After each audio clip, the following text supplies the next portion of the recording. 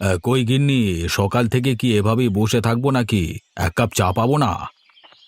আরে দিচ্ছি দিচ্ছি। এত চিৎকার করছো কেন? চিৎকার করে নিজের ঘুম ছাড়াচ্ছি একটু। সকাল থেকে তো এক কাপ চা পেলাম না যে গরম চা খেয়ে শীতের আমেজটা ছাড়াবো। পাবে পাবে, দাঁড়াও। সকাল থেকে উঠে চা চা করে লাফালে হবে? এদিকে তো কিছু কাজ আছে নাকি? সেই কাজগুলো শেষ করতে সময় লেগে গেল না? তোমার আবার কাজ কি গিন্নি? বাড়িতে তো কাজের লোক রাখা আছে, তাদেরকে বললেই তারা কাজ করে দেবে। তোমার তো মাথা ব্যথার কোনো কারণ নেই। সকাল সকাল কথা শুনিও না তো। একটা সংসার ঠিকমতো চালাতে গেলে আমাদের মাথায় কত দায়িত্ব থাকে জানো? চুপটি করে এখানে বসে থাকো। আমি তোমার জন্য চা করে আনছি।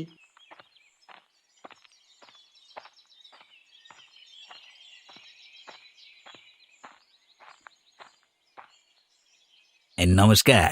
আপনি কি অবিনাশ বাবু? হ্যাঁ, আমি অবিনাশ। আপনাকে তো ঠিক চিনতে পারলাম না। আগে আমি শহর থেকে আসছি, এই শুধুমাত্র আপনার সঙ্গে দেখা করবার জন্য। মানে আপনার সঙ্গে কি একটু একান্তে কথা বলা যেতে পারে? হ্যাঁ হ্যাঁ, নিশ্চয়ই। হ্যাঁ, বলুন আপনি কি বলতে চান। আসলে শহরে আমি একজন খুব বড় ব্যবসায়ী, এই বিরাট বড় আমার নিচে অনেক ব্যবসায়ী লোকেরা খাটে, বুঝলেন না? তা বলুন, আমি আপনার জন্য কি উপকার করতে পারি? আসলে আমি আপনার গ্রামের নামটা শুনেছিলাম, মানে বিশেষ করে টমেটো চাষের জন্য। তা আজকে আসবার পথে দেখলাম, মানে জমি ভর্তি টমেটো উৎপন্ন হয়েছে, মানে দেখি আমার চক্ষু চড়ক গাছ। তা আমি বলছিলাম যদি আপনি আমার সাথে ডিল করেন তাহলে, মানে ব্যবসায়িক ডিল। দেখুন, আপনার সাথে ব্যবসা করতে আমার কোনো অসুবিধা নেই, তবে আমার চাহিদা একটাই। আমার গ্রামের কৃষকেরা যেন বাজারের যেমন দামে আপনি বিক্রি করবেন সেই দামটাই পায়। সেটা কি করে সম্ভব? তাহলে আমার লাভ থাকবে কি করে? তাহলে আমি আপনার সাথে ব্যবসা করব কিভাবে বলুন তো? আমার গ্রামের চাষিদেরকে দূরে সরিয়ে রেখে আমি তো আর নিজে লাভবান হতে পারি না। ভালো করে ভেবে দেখুন, আমি আপনাকে দরকার হলে অ্যাডভান্স কিছু মাল দিচ্ছি। সে তো ব্যবসা করতে হলে আগে ভাগে নিতেই হবে, কিন্তু আপনি যদি আমার শর্তে রাজি হন তবে আমি আপনার সাথে ব্যবসা করব, নচেত না। তাহলে আর কি, আমাকে উঠতে হয়। আপনার শর্ত আমার পক্ষে ঠিক মেনে নেওয়া সম্ভব হচ্ছে না। তাহলে যাওয়ার সময় এক কাপ চা খেয়ে যাবেন, কেমন? না না, আপনি বরং চা খান, আমি দেখি। আমার ব্যবসার দিকে তো খেয়াল রাখতে হবে। আমি এলাম, কেমন? ভালো থাকবেন।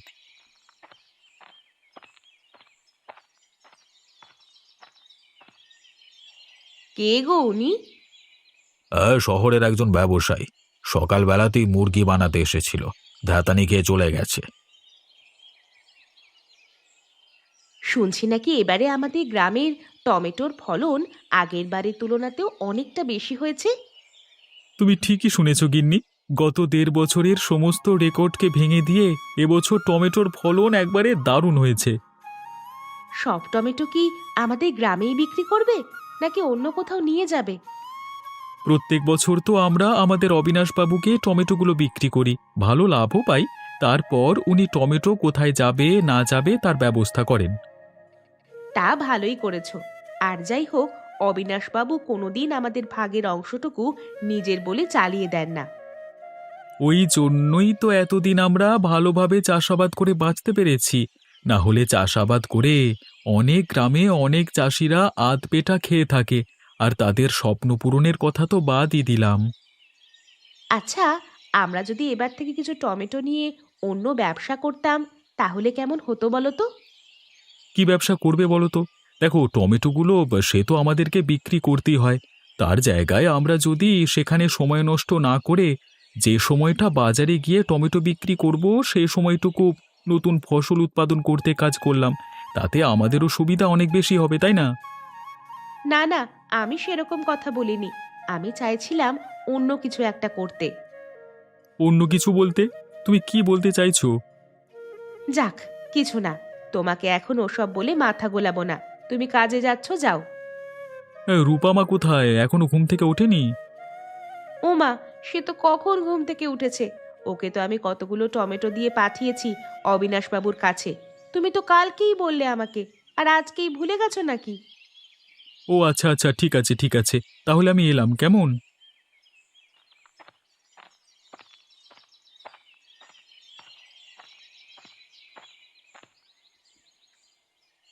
গিন্নিমা, ও গিন্নিমা, একবার বেরিয়ে আসুন।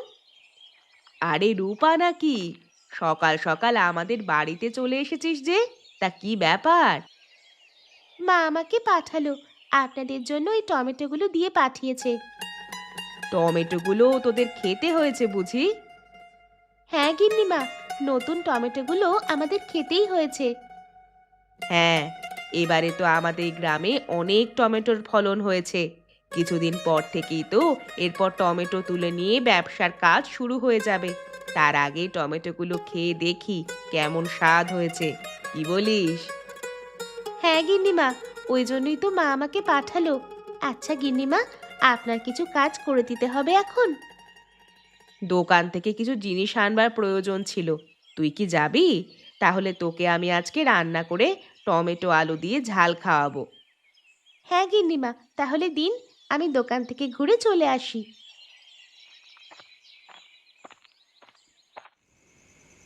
তোমার অবস্থা তো আমি দেখতে পাচ্ছি। তোমাদের অবিনাশবাবু তোমাদেরকে নিয়ে কিছুই ভাবনা চিন্তা করছেন না। ওনার অবস্থার দিন দিন উন্নতি হলেও তোমাদের অবস্থা তো সেরকমই রয়েছে। হ্যাঁ। আসলে এতে বাবুর কিছু দোষ নেই। আমি কোনো কাজকর্ম করি না তো, তাহলে পয়সা আসবে কোত্থেকে? হ্যাঁ, কাজ পেলে কেনা করে, তোমার ক্ষেত্রেই ধরলাম। এই যে আমি আজকে তোমাদের অবিনাশবাবুকে বললাম যে এখান থেকে টমেটো নিয়ে যাব, তাহলে টমেটোগুলো শহরে নিয়ে যাওয়ার জন্য তো একজন লোকের প্রয়োজন। সেই কাজ না হয় আমি তোমাকে দিতাম, টাকা পেতে, ভালো খেতে পারতে, থাকতে পারতে, কিন্তু তোমাদের অবিনাশবাবু রাজি হলেন না। উনি কি বললেন? আমাকে অনেক কথাই শোনালেন। কথাবার্তা শুনে মনে হলো তার নিজের লাভটা তিনি কোনো মতেই ছাড়তে চান না, অন্তত তোমাদের জন্য তো নয়। সত্যি তাই, আমি তো ক্ষেত খামারে অত কাজ করতে পারি না। তা বলে বাবু আমার উপর চটে গিয়ে কোনো কাজই দেন না, তাই জন্যই তো আমার সংসারের উন্নতি নেই। আমি তোমাকে কাজ দিতে পারি, কাজটা কিন্তু সুষ্ঠুভাবে করতে হবে। আর হ্যাঁ, 5 কান হলে চলবে না। হ্যাঁ বাবু, বলুন কি কাজ করতে হবে, আমি সব কাজ করে দেব। তোমাদের গ্রামে তো অনেক টমেটোর ফলন হয়েছে এবারে, অতএব না চাইতে অতিরিক্ত পেয়ে তোমাদের বাবু বেঁকে বসেছে। আমি তোমাদের একটা জিনিস দিয়ে যাচ্ছি, কালকে রাতের বেলায় গিয়ে একজনকার জমিতে জিনিসটা অল্প অল্প করে ঢেলে দিয়ে চলে আসতে হবে, পারবে? কি জিনিস বাবু? বেশ। বিষ? কিন্তু জমিতে বিষ ঠেলে দিলে যে। জানি জানি জানি, এটাই তো চাই। জমিতে বিষ ঢেলে দিলে অর্ধেক টমেটো নষ্ট হয়ে যাবে, তখন টমেটোর দাম অনেক বেড়ে যাবে, গ্রামের মানুষ কিনতে পারবে না, তখন শহরের দিকে টান পড়বে। তারপর আমাকে প্রয়োজন হবে, তখন আমি তোমাকে কাজ দেব, ঠিক আছে? কিন্তু এতে চাষিদের অনেক ক্ষতি হয়ে যাবে, আপনি সেই দিকটা দেখছেন না। সে তো একটু হবেই, কিন্তু তুমি চিন্তা করো না, এই কাজের জন্য আমি তোমাকে 10,000 টাকা দেব। 10,000 টাকা? হ্যাঁ, 10,000 টাকা। এবার বলো তুমি রাজি কিনা। ঠিক আছে বাবু, আমি তবে এই কাজটা করব, কিন্তু যদি ধরা পড়ে যাই তাহলে? তার জন্য আমি আছি, তুমি কোনো চিন্তা করো না। এই রে, এই লোকটা আবার কোথা থেকে এসে আমাদের গ্রামের মধ্যে বিষ ঢালতে চাইছে? না না, আমাকে অবিনাশবাবুর সাথে দেখা করে সমস্ত ঘটনা খুলে বলতে হবে, যাতে আগে থেকে তিনি ব্যবস্থা গ্রহণ করতে পারেন, না হলে হবে না।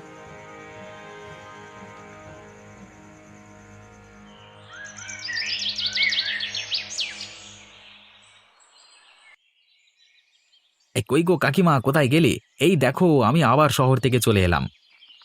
আরে রাতুল, তুই না শহরের কাজে গিয়েছিলিস, তা চলে এলি কেন আবার? ঠিক পোষাচ্ছে না কাকিমা, পরের দোকানে কাজ করে ঠিক শান্তি পাচ্ছি না। কেন?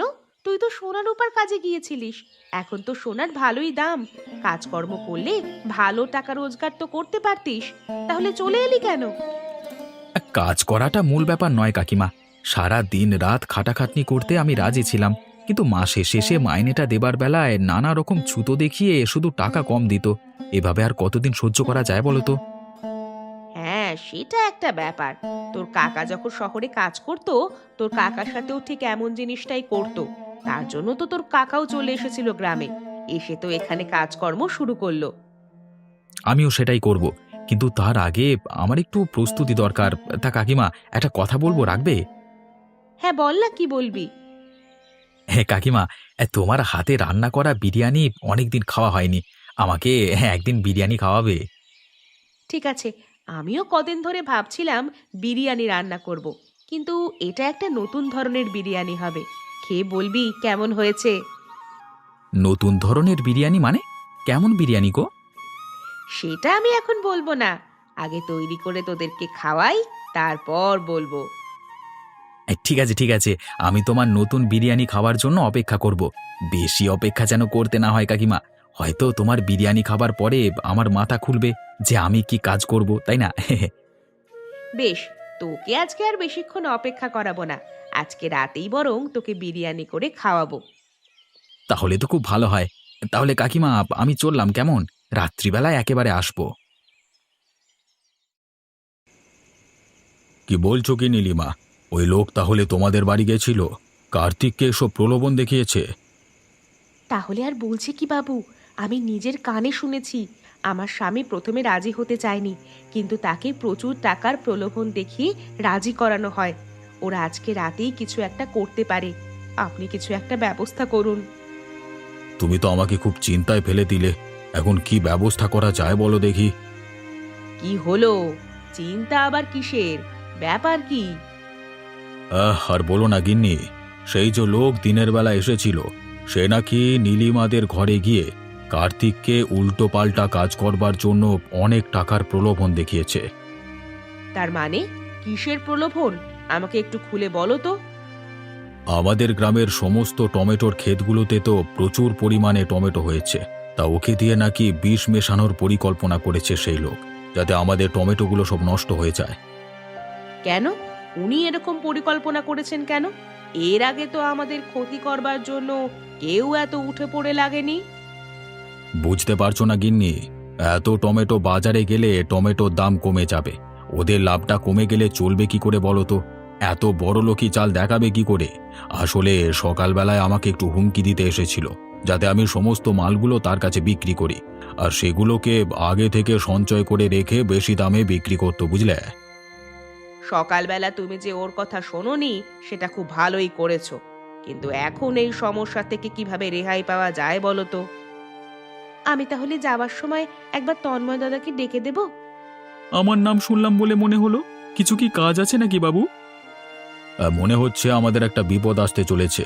তা সেই বিপদ থেকে মুক্ত হওয়ার জন্য আমাদের আগে থেকে ব্যবস্থা নেওয়া প্রয়োজন। বিপদ?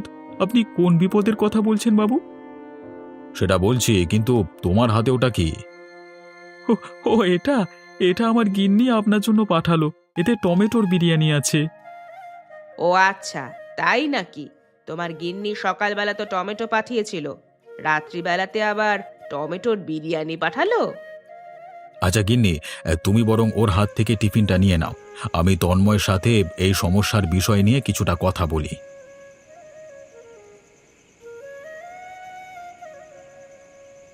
হুম, আহা, কত সুন্দর হয়েছে!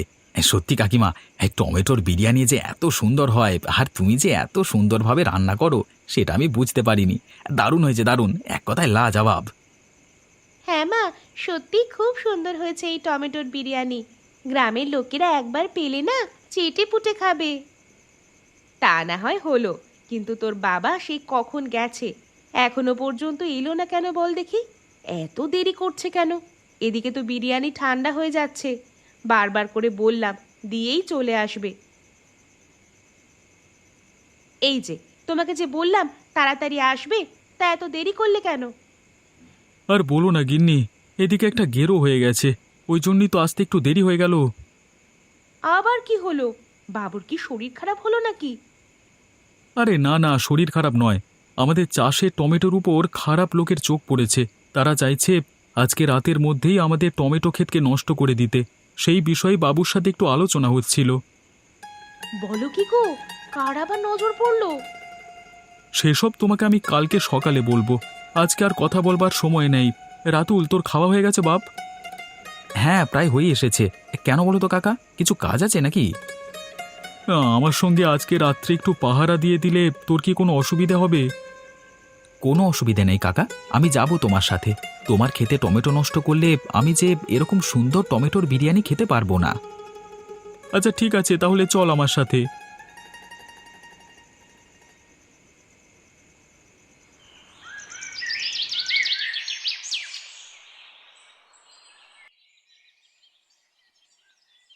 কোথায় তন্ময়, বাড়ি এসেছিস? আরে বাবু, আপনি? গিন্নিমা, আপনিও এসেছেন? আসুন আসুন, কতদিন বাদে আপনি আমাদের বাড়িতে এলেন।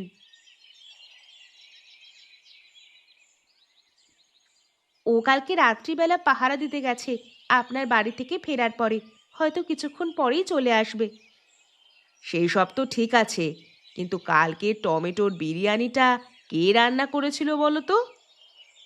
আমি রান্না করেছিলাম। কেন গিন্নিমা, আপনার কি ভালো লাগেনি? ভালো লাগেনি কি বলছো? আমার তো দারুণ পছন্দ হয়েছে। একেবারে হাত চেটে পুটে খেয়েছি। তোমার দাদাবাবু একটা কথা বলছিলেন। কি গো, বলো না, চুপ করে আছো কেন? আসলে তোমাকে এই কথাটা বলতে এখানে এলাম। বলতে পারো, এটা আমার অনুরোধ।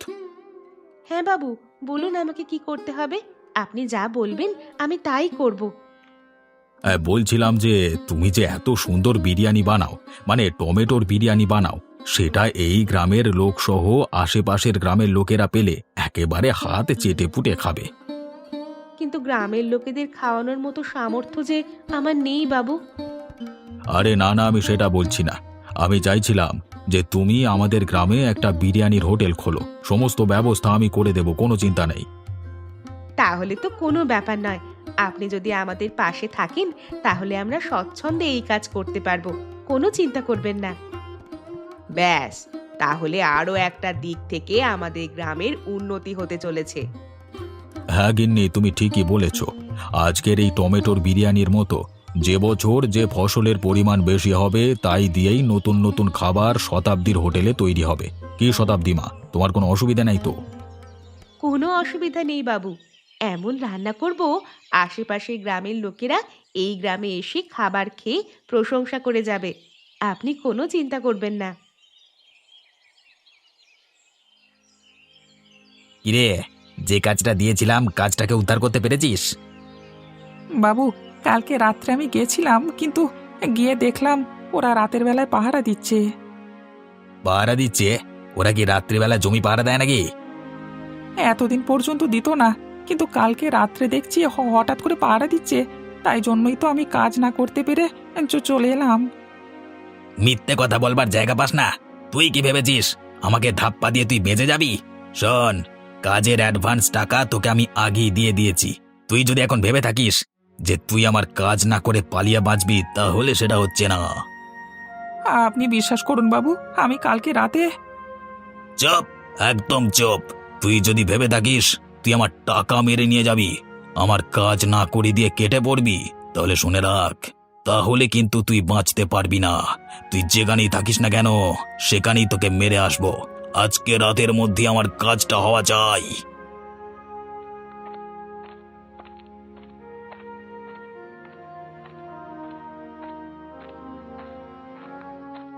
হলো তো?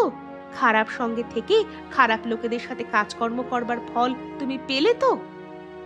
এ কি গিন্নি, তুমি এসব কি করে জানলে? কালকে রাত্রে আমি সব শুনেছি। ওই লোকটা ভালো নয়। ও যে আমাদের গ্রামের ক্ষতি করবার চেষ্টা করছে, তুমি সেটা কি বুঝতে পারছো না? সেটা বুঝতে পারছি, কিন্তু আমার ভয় হচ্ছে ওর কাজ যদি করতে না পারি। ওই কাজ তুমি কোনোদিনই করতে পারবে না। যে টাকা নিয়েছো সেই টাকা ওকে ফেরত দিয়ে দেবে। হ্যাঁ গিন্নি, তাই দেব।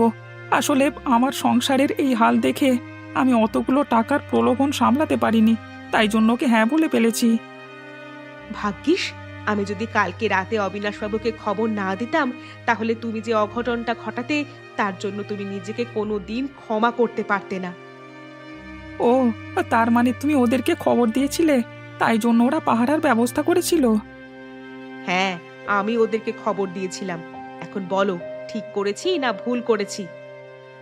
না গিন্নি, তুমি ঠিক করেছো।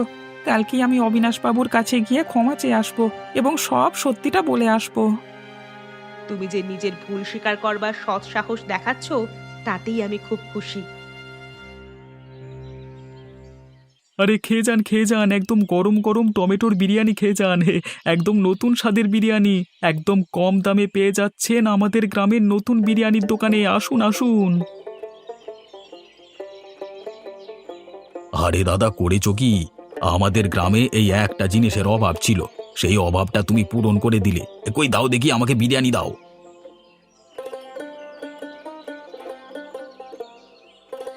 এই তো আমার দেখেও আনন্দ। যাক যাক, তবে আমাদের গ্রামের লোকজন এই বিরিয়ানিকে খুব পছন্দ করছে দেখছি। হ্যাঁ বাবু, আপনার দৌলতে ওরা খুব আনন্দ করে খাচ্ছে। এইদিকে একটা ব্যাপার হয়ে গেছে তন্ময়। কার্তিক আজকে আমার কাছে এসে পায়ে ধরে ক্ষমা চেয়ে গেছে, সাথে সমস্ত সত্যি কথা বলে দিয়ে গেছে। ওই যে প্রণব আমাদের ক্ষতি করতে চেয়েছিল, বুঝলে? তাহলে বাবু, ওর বিরুদ্ধে কিছু ব্যবস্থা নেওয়া যায় না? অবশ্যই, এবারই তো আসল সময়। কার্তিককে সাক্ষী করে ওকে এরপর আইনের জালে এমনভাবে জড়াবো যাতে এমন কাজ করবার আগে অন্তত দুবার ভাবে।